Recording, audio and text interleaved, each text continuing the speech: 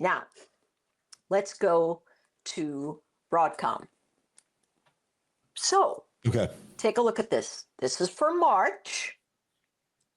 And for March, on the call side, it's an in-the-money call for the butterfly. 220, 230, 240. It's going for 88 cents. Earlier in the morning, it was about 56 cents, but price action has continued to move. So now it's 80, 90 cents. But take a look at this. It's in the money, and some of us go, oh my gosh, if I'm looking at an in the money, what does this mean? Well, listen, if this expired tomorrow, this would be worth $5.83 because the price is already $2.25.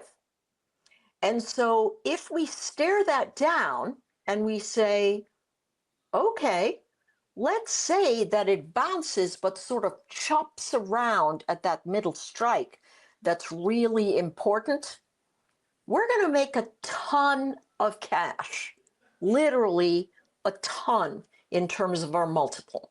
So here it is. If you decide, hey, I think this is going to fade, it gapped down, I think this is just a reflexive move, I think the market's in the middle of some kind of blow off top, then you literally can buy yourself some cheap insurance.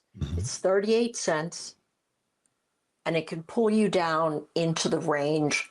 I love this trade. Okay. I really, I love this trade. It looks absolutely fantastic.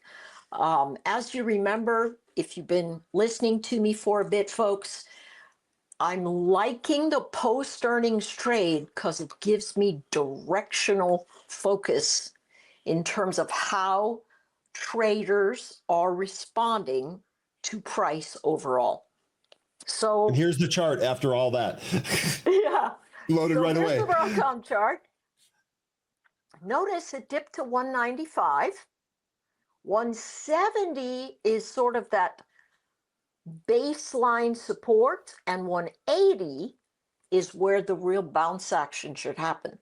So if this actually collapses, we're looking at also a quadrupling of that put event as it comes into that area, but I do expect a reflexive bounce here, and a filling of the gap seems very likely to me with Broadcom moving like this back into its noisy range. So there we have it with the Broadcom plays.